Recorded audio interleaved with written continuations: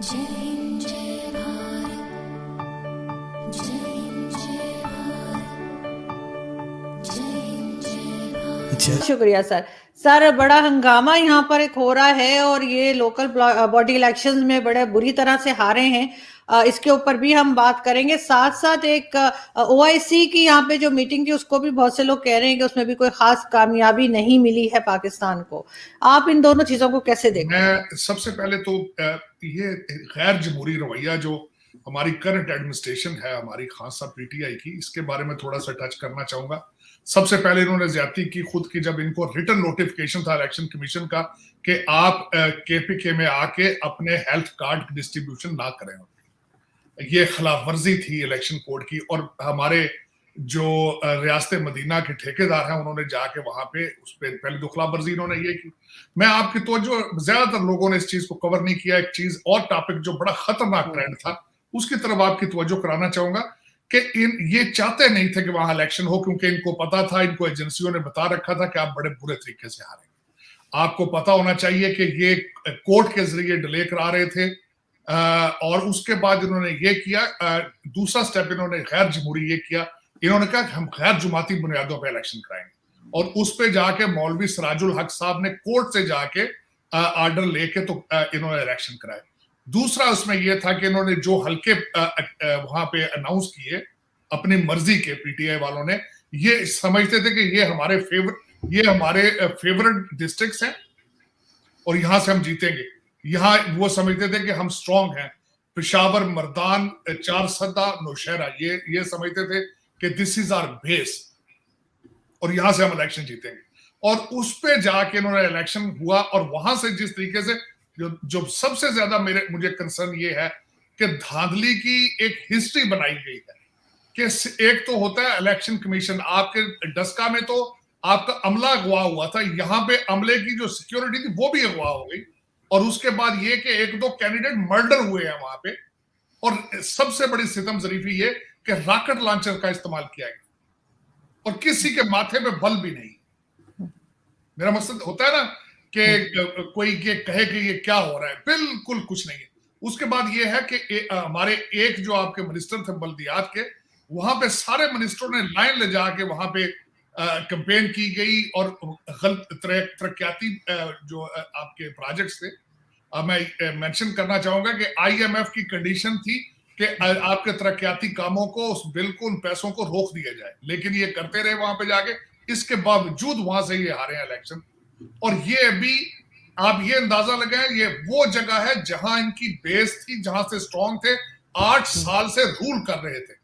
अगर अब हजारा की बारी आएगी, जब पंजाब की बारी आएगी, तो वहां जरा अंदाजा लगाएं कि इनके हालात क्या होंगे।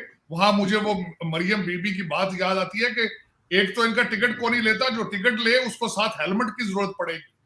अपने हलकों में जाएंगे अपनी कैंपेन हेलमेट पहन के। और जो एक खास एक और बात इस इलेक्शन में मैंने देखी है कि इनके कैंडिडेट्स ने पीटीआई के टिकट छोड़ के आजाद इलेक्शन लड़ा है और तब जीते जाके। अच्छा, इसमें जो एक मेरा सबसे ज्यादा, मैं एज एन पाकिस्तानी अमेरिकन, मेरा जो कंसर्न है कि जेयूआई आई है। अब यहां पे जेयूआई, ये समझना पड़ेगा आपको कि जेयूआई क्या है। ये टीएलपी की सिस्टर है। सही। ये आपको 50 साल 100 साल पीछे ले जाएगी। ये सर, बड़े अफसोस की बात है वैसे कि ये जीत गए। मदरसों, इन्होंने पहले अपनी आर्मी बना रखी है, आपको पता, मलेशिया बन चुकी है, बनी। इनके डंडा बरदार जो इनके अपने वो खाकी यूनिफॉर्म पहन के इन्होंने जो बच्चों को सड़कों पे ले आते हैं मदरसों के, जी, ये वो पार्टी है। ये जो तालिबानी जहन के मालिक हैं ये लोग। और ये यहाँ पे आएंगे और टीएलपी को एक और तकवीयत मिलेगी। और मैं टीएलपी के हवाले से बताऊं, जो साहिवाल में जमीनी इलेक्शन हुआ है, टीएलपी चौथे नंबर पे थी वहां पे। तो सर कराची में भी हुए थे इलेक्शन, उसमें भी तीसरे नंबर पर थी। उस जमाने में तो इनके ऊपर डंडे जूते चल रहे थे, जबकि मैं इनके आपको कहता हूं, आपके पाकिस्तान के जो फैसला करने वाले हैं उन्होंने फैसला ना किया। और अफगानिस्तान में और अब में 19-20 का फर्क रह चुका है। अल्लाह ना करे कि आप उस जगह पे चली जाएं, आप चले जाएं। मुझे बहुत ज्यादा तशवीश है। नमस्कार। पाकिस्तान की पंजाब प्रोविंस, पंजाब जो है, उसमें असेंबली ने एक रेजोल्यूशन पास किया कि उन्होंने ये बोला कि सऊदी अरेबिया ने जो बैन लगाया है तबलीगी जमात पर वो बिल्कुल गलत बैन है। तबलीगी जमात एक अच्छी ऑर्गेनाइजेशन है, एपॉलिटिकल है और कभी टेररिज्म में कभी भी शामिल नहीं रही है।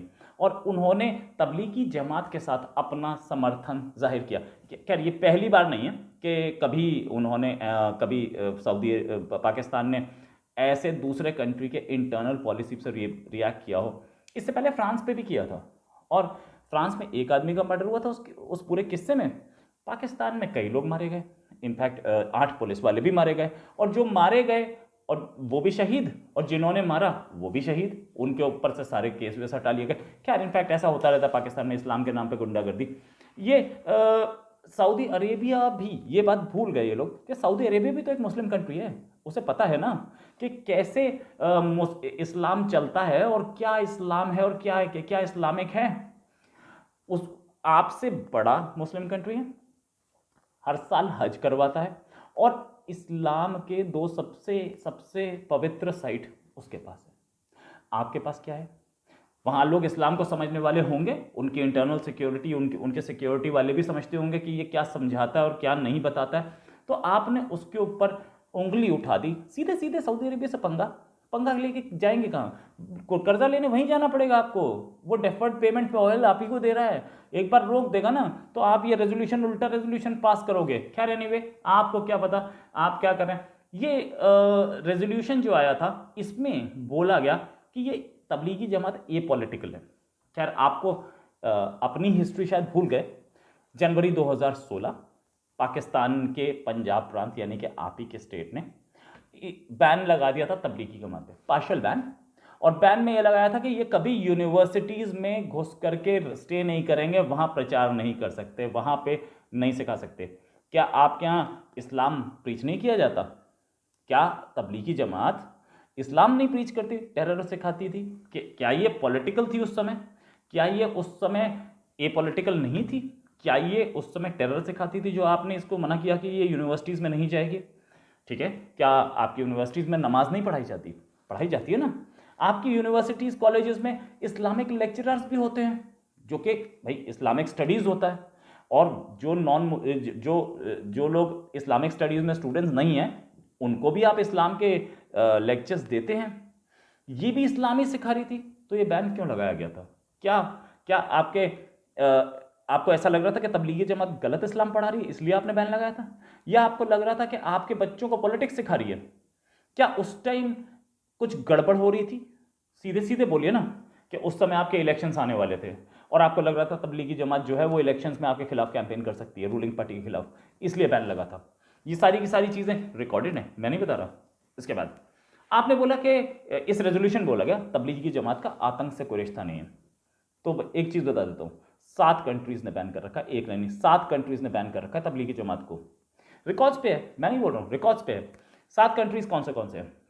Uzbekistan Muslim country, Tajikistan Muslim country, Kazakhstan Muslim country, Iran Muslim country, Turkmenistan Muslim country, Saudi Arabia Muslim country और एक रशिया।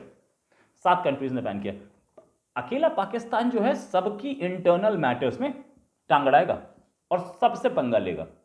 अगर सऊदी अरेबिया ने पैसा वापस मांग लिया ना तो आपका खाने के लाले पड़ जाएंगे। आप हर चीज़ में टांग अड़ाते हैं। फ्रांस में किया था ना, पता चल गया क्या हुआ।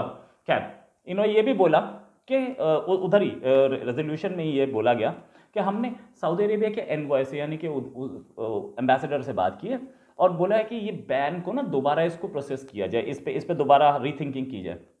आप उसे बताएंगे, वो आपको। थैंक यू दोस्तों इस वीडियो को पूरा देखने के लिए। आई होप आपको ये वीडियो पसंद आया होगा एंड आपने लाइक बटन भी प्रेस कर लिया होगा। अगर नहीं किया है तो जरूर से कर ले। अगर आप हमारे साथ जुड़ना चाहते हैं तो ऐसे ही इंडिया पाकिस्तान रिलेटेड न्यूज़ देखना चाहते हैं तो हमारे चैनल को जरूर से सब्सक्राइब भी कर ले ताकि आपको लेटेस्ट अपडेट मिलती रहे। हमारा मोटिव है कि आपको सही और लेटेस्ट जानकारी दी जाए। तो मिलते हैं आप सबसे नेक्स्ट वीडियो पे, तब तक के लिए जय हिंद, जय भारत।